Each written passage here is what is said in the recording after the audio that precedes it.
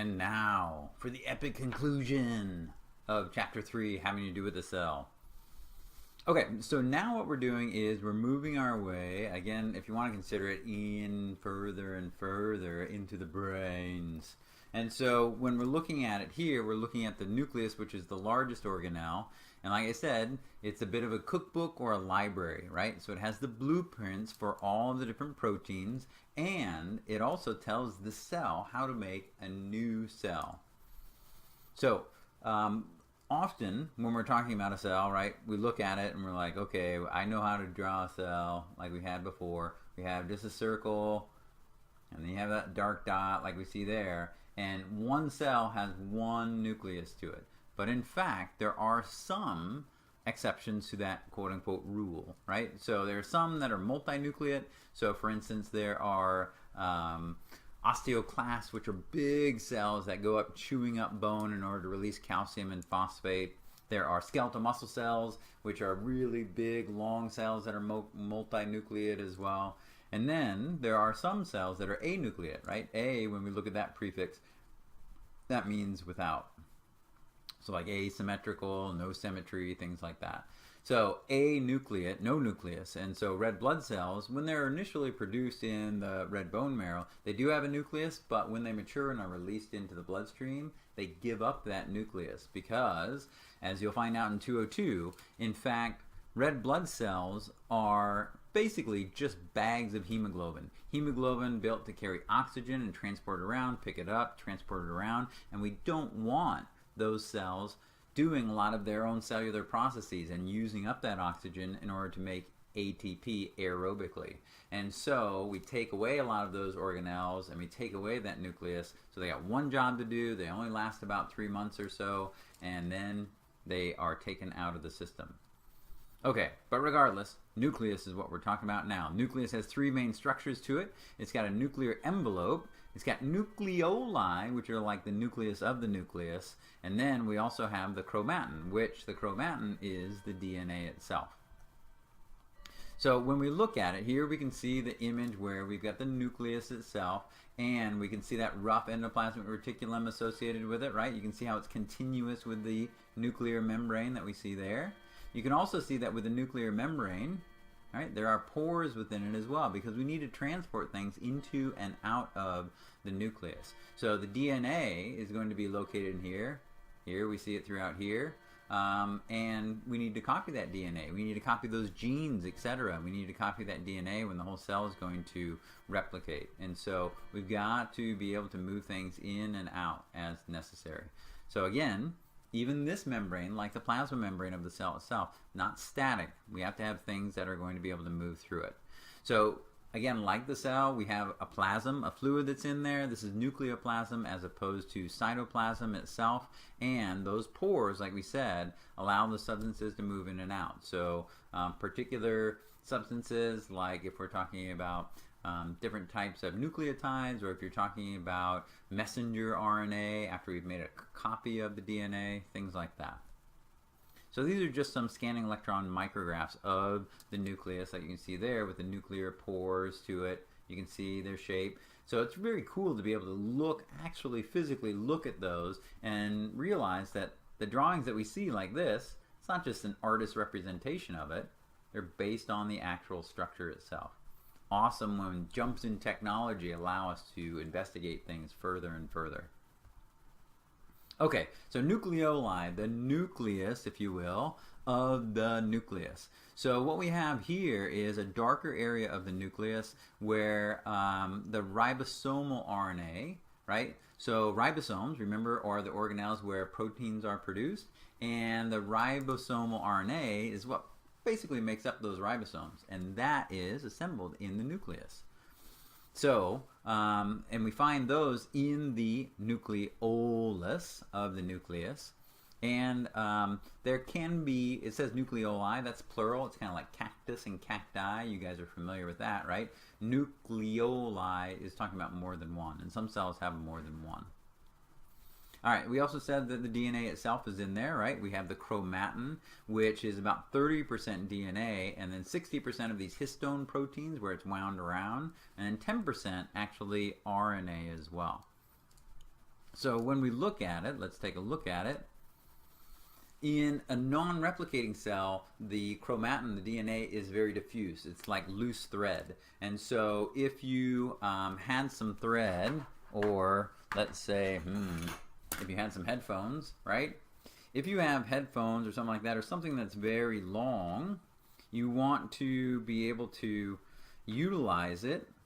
You're going to unwind it, right? And so, like, if we're talking about reading the DNA and actually using the DNA and copying it and stuff like that, then it's going to be in a form that's very loose. So unfortunately, when I wound this up, I did a good job of winding it up. You know how this is, right? You can't get the headphones off of it and stuff like that.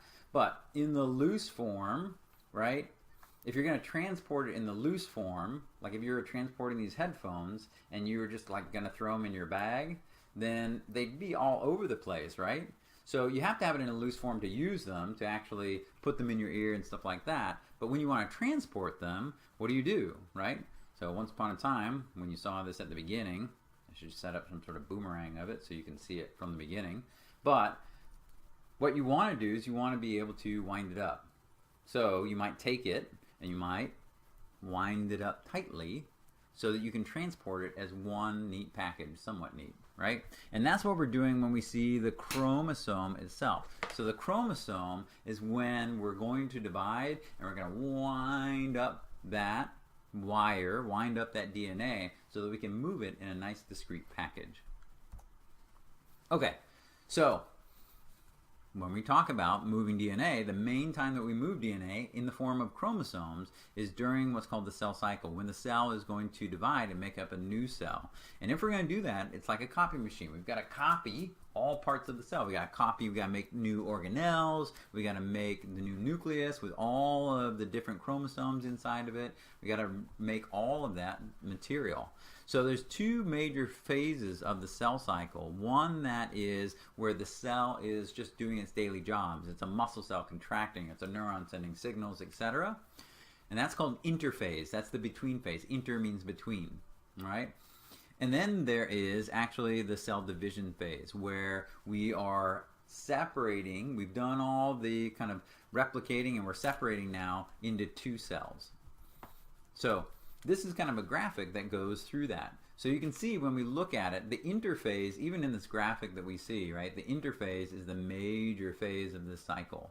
But this interphase, this can be months or years where it's in that phase, and then it goes through due to some sort of stimulation like we talked about, usually environmental stimulation, etc. It is stimulated to divide and it goes into the division phase, the mitosis phase instead. So it could be, you know, epithelial cells, you get a cut and a bunch of cells are damaged and removed, and so those that are near to the cut get the signal due to different types of chemical messengers that they need to go into a mitosis phase. Okay, so again, when we're talking about this, you should be somewhat familiar with it, but interphase, if we start getting the signal that we're going to go into a cell division, we have to start copying everything. So notably, we have to copy or replicate the DNA. So we have to make a copy of all those different chromosomes. So for us, we've got 46 chromosomes. We've got to make copies of all of those. If you're talking about other organisms, they have different numbers of chromosomes, but you need something, a copy of every one. And so the double-stranded helix of the DNA molecule, we've got to unwind it, right? We've got to unwind it to separate it and look at the sequence of it, the recipe, read it, and start figuring out how we're going to copy that and make a new one, right? So if you have a cookbook and somebody wants a copy of it, right? You can't just say, oh, I'm going to copy it. I mean, you set the whole cookbook on top of the copy machine. That doesn't copy it. You got to open it up and you got to read each individual page. You got to copy each individual page so you can have that second copy. So that's also what happens in terms of DNA. We're going to kind of separate the two strands at the fork, and then there's going to be an area where we're going to be replicating it. So we see that here. So on the left-hand side, we can see the chromosome right here. And then here's where we're going to separate it, right? So enzymes are going to help to separate it. And then when we separate it, we have two old strands here that are going to be copied by an enzyme called DNA polymerase. So we see that there, right? And there's also enzymes that are called ligases that end up kind of, in essence, working with it as well. But what we look at is that the two new copies that are going to be made are going to be half old and half new as you put new nucleotides, complementary nucleotides, onto it. So there's a whole thing. Remember that, it replicates in two different directions, right? So we can see on one side it goes this way, on the other side it goes that way, the leading strand and lagging strand. We won't go into the details of that because that was something you should have already learned in 181. But remember that this copying is going to be necessary, this replicating is going to be necessary prior to the cells dividing. So in that interphase, we're doing a lot of activities. We do some growth there. You saw there were some G phases to it, so the cell grows and it gets bigger. And oftentimes, again, if it gets stimulated or if it gets so big, it's time to divide. Then it starts this preparatory phase where we start copying the DNA and we start copying and making all these new organelles. Then we enter into the mitosis phase. So we've already replicated or duplicated the organelles in the DNA, and now we need to divide it up.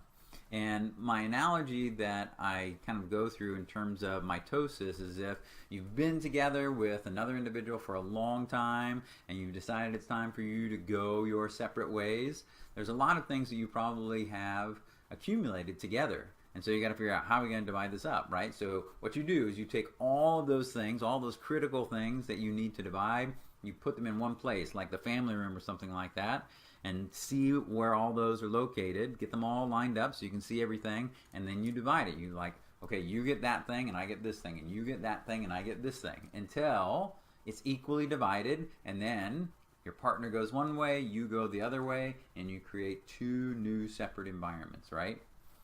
That's what's happening in mitosis as well through its four phases: prophase, metaphase, anaphase, and telophase, PMAT, right? So prophase is where we are preparing to divide. So prior to this, right, we had the chromatin that was all kind of unwound and stuff like that. Now we're going to start winding it up. We're going to make sure that our duplicated DNA is all paired up and wound up in chromosomes and sister chromatids like we see here. And they're attached to each other with a centromere. And if we're going to start dividing, well, we've got to disintegrate this nuclear membrane. And here's some of our, we talked about centrosomes and centrioles. Here we see they are going to divide as well. We're going to have two separate poles here that will be the anchoring points of the new cells. And these spindles are going to help to organize and move the different copies of the DNA. So here we see the nucleus is dissolved. We see the spindles, the centrioles are out two different poles here, and we're going to start organizing it. So you can still see the chromosomes. The chromosomes are very well organized, so you can start seeing them inside of what used to be the nucleus, but the nuclear membrane dissolves. So they may all be in kind of one big area like you see here, but they're not contained within a nucleus anymore. Then metaphase. Metaphase, so prophase is prepare, right? And then metaphase is meet in the middle. All the chromosomes and sister chromatids are lined up along the midline. Anaphase, right? We've organized them just like organizing stuff. Two sister chromatids. We want one copy to go this way and the other copy to go this way. So the sister chromatids are moving away from each other. And that's what we see in anaphase.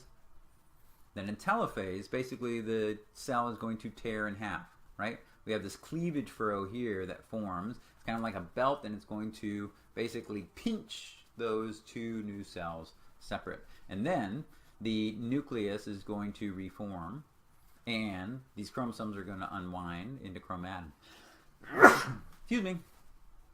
And also during this process where we're organizing all of the chromosomes, we're also going to be organizing all of the organelles, those ones that we made more of, etc. We've got to make sure, again, that these things are equal.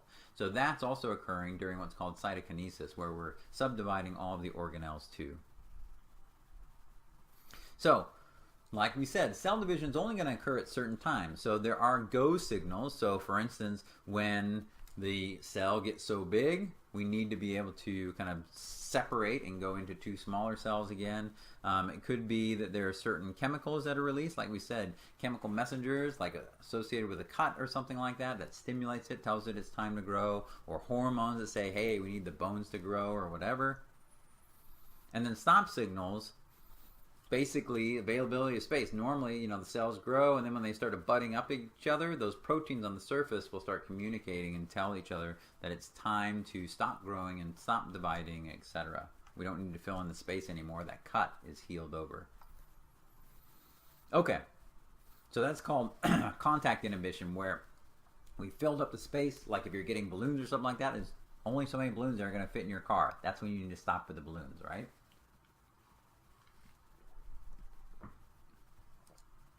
Okay, so like we said, we're focusing on this mitotic phase right here, right?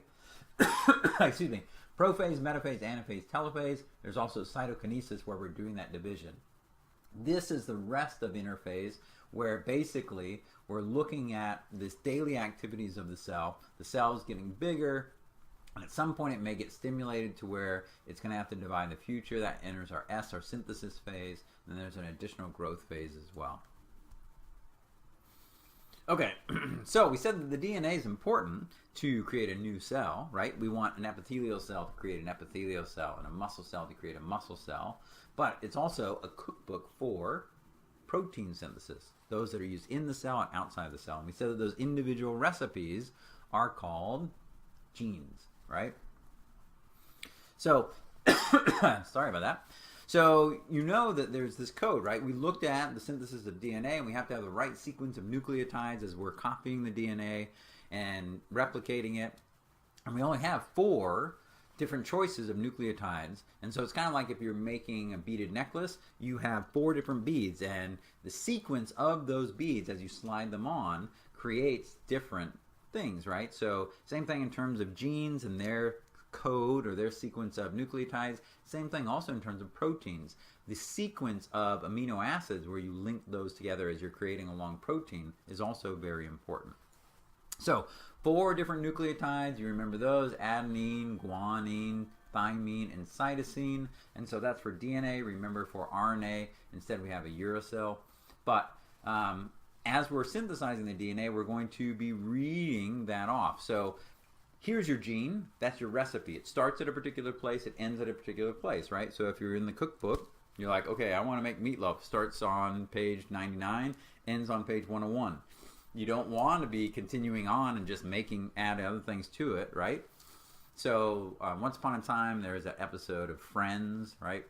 Old show. It's still in color, but in any case, Rachel, Jennifer Aniston's character, wanted to make trifle, and so she was making this layered dessert called a trifle. And what happens is 2 of the pages of the cookbook got stuck together. So it was like trifle, and there was also like beef stroganoff or something like that. And so what she made was some weird concoction of 2 separate things because she didn't stop at the right place at the end of the recipe. So that's critical also for the DNA. We've got a start codon where it says where the gene begins. We have a stop codon which says where the gene ends, right? We read that sequence, we read that recipe in sets of 3 bases at a time, and we get these codes, these triplets, which then code for a particular amino acid, right? So just like a recipe, 2 cups of sugar and 1 cup of flour and a little bit of baking soda and stuff like that. Okay. Now, genes are going to have the sequence of readable, important content, but just like a recipe, sometimes it has margins to it that are blank and there's spaces and stuff like that. There's a lot of space in that recipe that is not useful as well. You want just the words. And the same thing in terms of genes, you have exons and introns. And the exons are the part that actually code for amino acids, so these are the important parts, and the introns are those non-coding segments. Those actually have to be clipped out. Okay.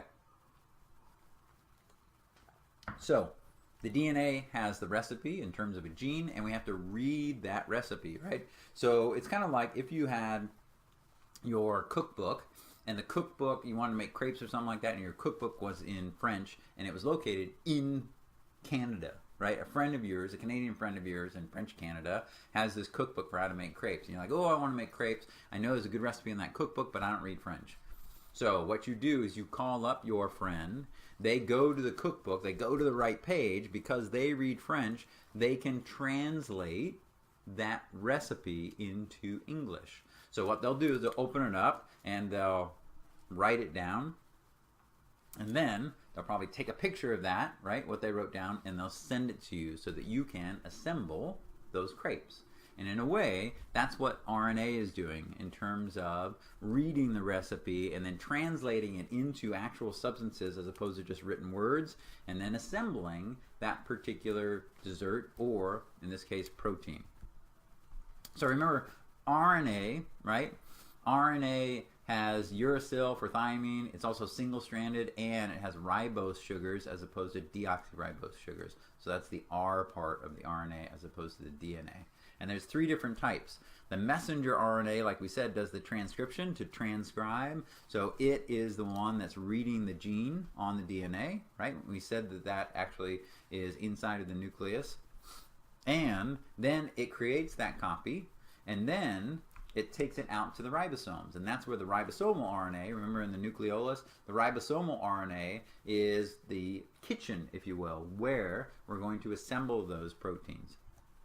And then the transfer RNA is kind of like the sous chef. So if you've got the main chef in the kitchen and the ribosomal RNA, which is where we're making these things according to the recipe, the transfer RNA is bringing the different amino acids that we're going to need for that particular protein, right? The sous chef goes and gets the eggs and gets the butter and gets the flour and stuff like that. So it helps to do the actual translation, translating it that we see from an actual recipe written into something that's real. So transcription, like we see here, messenger RNA, right, occurring in the nucleus. Ribosomal RNA here is the kitchen and the main chef. And then the transfer RNA, we don't have a shot of the transfer RNA right now, but the transfer RNA is going to be coming in and bringing the amino acids according to the sequence to the kitchen in order to translate that recipe into an actual, in this case, polypeptide, but ultimately a protein. So this image that you see right here, here we see the RNA polymerase. Again, we see ACE on it, so there's an enzyme. So it's starting in this area. So we have a start signal and a stop signal. So here's our recipe right there. And this is where we're going to start reading it, and we're starting to create a copy of it via the messenger RNA, right? So we see we're assembling it, bing, bing, bing, according to its particular sequence. And we're going to get this single-stranded messenger RNA, like we see here, that's then going to be transported out of the nucleus and then taken to the ribosome for assembly. So there's actually some editing, right? So remember, as we're reading the recipe, we got exons, which we want, introns, which we don't want. So we're going to clip those off. We're going to splice those out with these things that are called spliceosomes, leaving only the exon, only the critical stuff. So, you know, maybe if you think about that recipe book or something like that, there's a recipe there, and then maybe people have doodled on the edges of the page and stuff like that. We don't want the doodles. We're going to leave all that garbage and all that space. We're just going to write down what we need. So like we said, basically we have this, what they call genetic code. It's a code that's read in 3 nucleotide chunks at a time, and then those 3 different nucleotides at a time create the code, right? So it creates a sequence on the mRNA called a codon, and those will then code for particular amino acids. So what we find is, as we're reading along, there's start codons and stop codons. Those are important. And then in between is where we actually have those that code for the particular amino acids that we're going to need. And this is just a diagram, as well as the next one, that shows us that process of the assembly of those polypeptides. And it's kind of an interesting thing. So we can actually have ribosomes along here that are reading different sections of the messenger RNA at a time. So here are ribosomal subunits, the rRNA, if you will, and then here's the messenger RNA. This is the recipe that's right here. And then the transfer RNA is here. So you see, here's the transfer RNA. It's got the anticodon that is complementary to the codon that we see here, and then it has a particular amino acid that is on the other end of it. And so it's going to bring that amino acid in to start assembling this long polypeptide chain here. So you see how it comes in. There's a docking position here. It comes in, it docks, it actually attaches its amino acid to the lengthening sequence, and then it takes off, the next one shifts to the next spot, and we keep building this chain, polypeptide chain that we see here, until we reach the stop codon, and then of course that's where we stop. So when we look at it, right, remember that the rough ER is where a lot of these ribosomes are associated, and so this is kind of where a lot of our proteins or polypeptides are going to be created, kind of docked to the edge of the rough endoplasmic reticulum. And we can, add things to the protein, etc., and then bag it up once we get done with it. So we see here in this diagram, we can see, again, here's that mRNA right there. Here's the ribosome, which is associated with the rough endoplasmic reticulum. And now when that polypeptide is being produced, it's going inside, in the cistern, inside of the endoplasmic reticulum, where it can then be kind of modified and then packaged for transport vesicle to go to the Golgi apparatus, etc. Now there's also, we talked about codes for proteins and stuff like that. There's also DNA codes. This isn't quite as critical. It's not the core information, but some interesting information here as well. There's also microRNA that can bind to and silence mRNAs. So it helps to control the actual RNA, as well as what we call riboswitches. So riboswitches that can basically turn protein synthesis on or off, and that's critical. That's something that we're finding more and more now, is that different cells in the body, they all have the same DNA. So a muscle cell and a neuron cell, etc., but yet the cells are very different. They do different things, and that has to do with what the genes are activated or not, and what proteins are being produced or not. And so these riboswitches and things like that are some of the ways that we can control that. Lastly, there are these small interfering RNAs that actually can help with pathogenic issues, like the virus. If a virus gets inside of your cell and it hijacks the DNA in order to replicate itself, these small interfering RNAs can stop that as well. Okay, lastly, as we're finishing up, we're talking about how we can make new things and cell birth and things like that, but what about cell death? So there are ways that we can get rid of things that wear out or that are malfunctioning in terms of organelles as well as the cell itself. So autophagy, right? So phagy, like phago means to eat, and auto means self-eating. So like people that chew their nails and stuff like that, right? They're also doing autophagy. But cells can do that too when they use autophagosomes to get rid of particular parts of the membrane or organelles that have worn out, and the lysosomes help with that. So they get tagged with these ubiquitins, and then that's the signal, oh, that thing, we need to get rid of that, so let's actually digest it and recycle the components. So that's autophagy. There's also apoptosis, where the whole cell itself, we need to get rid of it. So apoptosis is where the cell itself kind of is a ticking time bomb that has been started, and the cell basically destroys itself. So some of the different enzymes that have been associated inside of these bags that have been compartmentalized, now they're going to start leaking out and actually causing the cell to die. So that happens during development. Like for instance, originally early on in development, there's actually webbing between our fingers, and if you're a frog, that's a good thing, and if you're human, it's kind of awkward. And so the webbing that is between your fingers early on in development, the skin that's right there goes through apoptosis and actually goes away, so they only leave that little bit like we see there. But it also happens, throughout life. Certain cells are programmed to die, etc., at certain, kind of lifespans.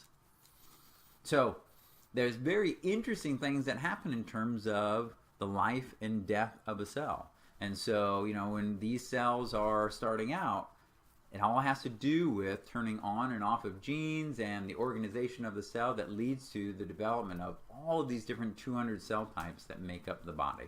And that process is called cell differentiation. We start out with a very generic cell like you saw when we were looking at mitosis. That one cell that you started out as is going to separate into billions of cells that would become very, very specialized. Now, at the end of their life, we talk about apoptosis and things like that, but they don't know exactly, what causes that or what then determines that for different cell types. There is a wear and tear theory where there is the accumulation of these different toxic components that they can only stand so much. Some cells are better at getting rid of those than others. There's also what's called the mitochondrial theory, where again the free radicals mess with the mitochondria, and of course those are critical. Immune system disorders, of course, when your own body attacks its own cells, then that can get rid of them earlier. And the last one, interestingly enough, is called genetic theory. This one is just basically saying that as we copy the DNA, have you ever copied something over and over again? You got one sheet, and at first it was nice and clean, and now you've done it like 50 times, and it gets all fuzzy and sideways and stuff like that. Well, when we're copying DNA again and again, we're splitting it apart, and we're copying it, and we're splitting it apart and copying it, there are these parts on the chromosomes that are called the telomeres. And so the telomeres are at the very ends. They're like little caps, and they protect the ends of the chromosomes. And basically, they're pretty big when you start, when cells start out their life, and they get smaller and smaller each time the cell divides. And so they think that as the telomeres get smaller, at some point they're going to run out, like frayed shoelaces. And at that point, you get new shoelaces, or at that point, if we can't copy the DNA anymore, then that cell is going to ultimately end up dying. So there's active research into an enzyme called telomerase that will actually lengthen those telomeres that we find in embryos, right, in early cells, but then that ends up being absent in adults. And so that enzyme, like aging in various ways, just doesn't do its job, and so those telomeres get shorter and shorter. Anyway, in terms of cell aging, don't worry about the different theories, etc. It's just interesting as we're thinking about birth and death to think about, well, what actually caused it? How does it actually work? And it also highlights the fact that even though it seems like, okay, we have all this worked out, we know what all the cells are, we know how they work in the body, and we all have that nailed down, there's always new things to learn in science about the human body and about ourselves, to be sure. All right, so that takes us to the end of Chapter 3, Cells. Our next step is working our way up to the next organizational level, which is tissues.